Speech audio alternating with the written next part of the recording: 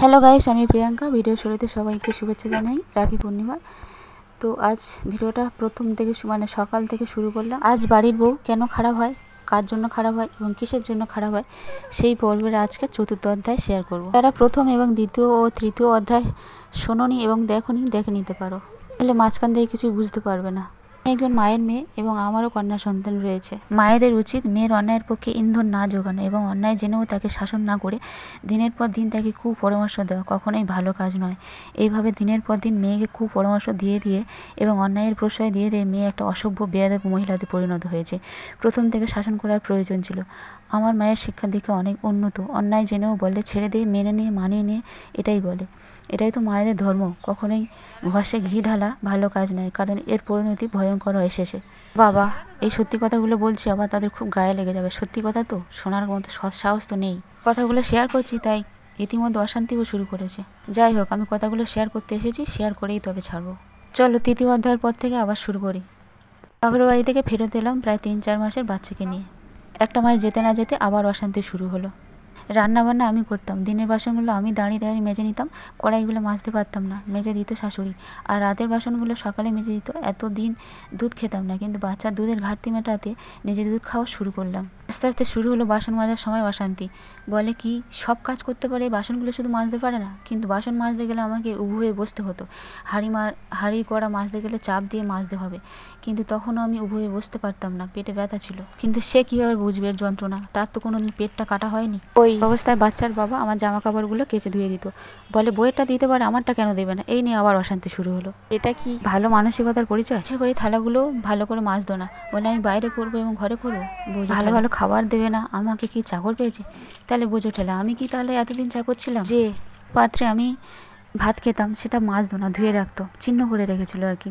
আর যে পাত্রে দুধ জাল দিতাম সেটাও ধুয়ে রাখতো। এটা যে কতটা নিজ মনোবৃত্তির পরিচয় সেটা নিশ্চয়ই বুঝতে পারছো। অথচ 10 বছর ধরে তাকে সেবা করলাম। সারাটা জীবন তার এঁটো বাসন মাজলাম, দুধের হাঁড়ি মাজলাম, দুধ গরম করে হাতে দিলাম, কাপড় কাচলাম, চা টিফিন সবই করে দিলাম, সংসারে কোনো কাজ করতে দিলাম না। আর আমার অসুস্থের দিন তার এমন ব্যবহার আমাকে কতটা দুঃখ দিল সেটা ভগবান ছাড়া কেউ বুঝলো না। এসব অশান্তি করতে করতে আবারও আলাদা হলো। আসলে শাশুড়ি সংসার করেনি, 1 বছরের বাচ্চাকে বাপের বাড়ি রেখে কলকাতায় কাজ করতে চলে এসেছিল।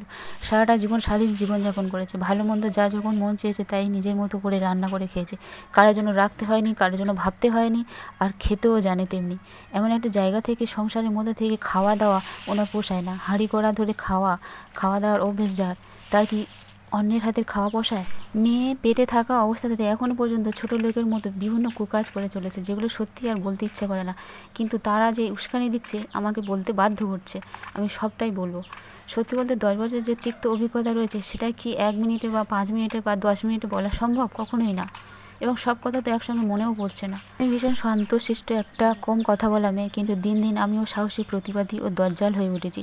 আর একটা কথা, বাজে কথা আমি হজম করি না, সাথে সাথে প্রতিবাদ করি, প্রয়োজনে তুমুল ঝগড়াও করি। তাই এখন কুকথা এবং বাজে কথায় ব্যবহারের প্রবণতা একটু কমেছে। কিন্তু খুব একটা আমি কারোর সাথে কথা বলি না, কিন্তু কারোর সাথে একটু বেশি কথা বলি, তার সাথেও পর্যন্ত বাড়ি বয়ে মিথ্যা বদনাম দিয়ে তাদের সাথে ঝগড়া করে আসে।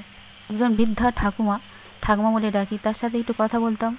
বয়স্ক মহিলা, ভালো লাগতো কথা বলতে। তার বাড়ি পর্যন্ত গিয়ে এমন ঝগড়া করে এসেছে, এমন বাজে বাজে কথা বলে এসেছে, এগুলো বলতেও বলাও উচিত নয়, বলাও যাবে না। একদম শেষে, পর্বের শেষে আমি 12-13 বছর, 14-15 হয়েছে, এইরকম বয়সের একটা মেয়েকে নিয়ে ঘটা বদনাম, সেই ঘটনাটা শেয়ার করে শেষ করবো পর্বটা।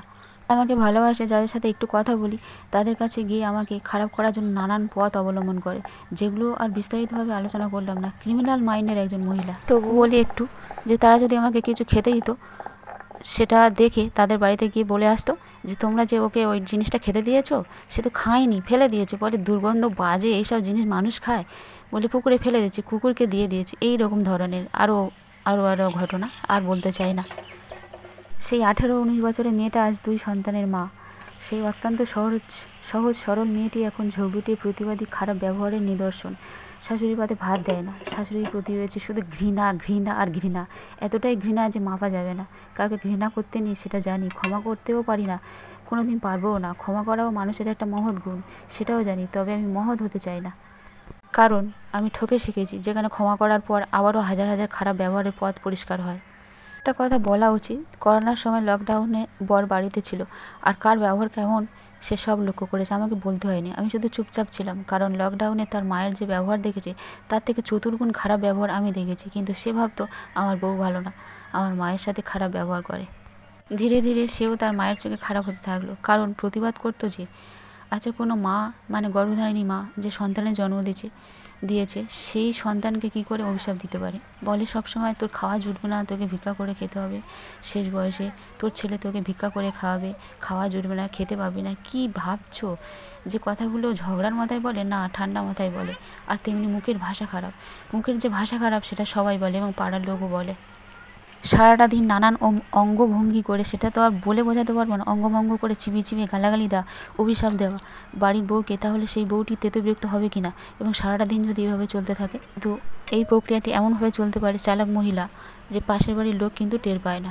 সারাটা জীবন আজও পর্যন্ত বিড়াল কুকুর দিয়ে এবং শেষে আমার ছেলেকে দিয়ে বাজে বাজে কথা ঢেস টিপ্পনি মেরে আমাকে বলে। গর্ভাবস্থায় দ্বিতীয়বার মেয়ে প্রায় হওয়ার মুখে, সে সময় বিড়ালকে ডেকে বলছে দুপুরবেলা তোর মা কেন তোকে মাথা খায় না, বোঝো ঠেলা। এটা বিড়ালটাকে নাকি বলছে।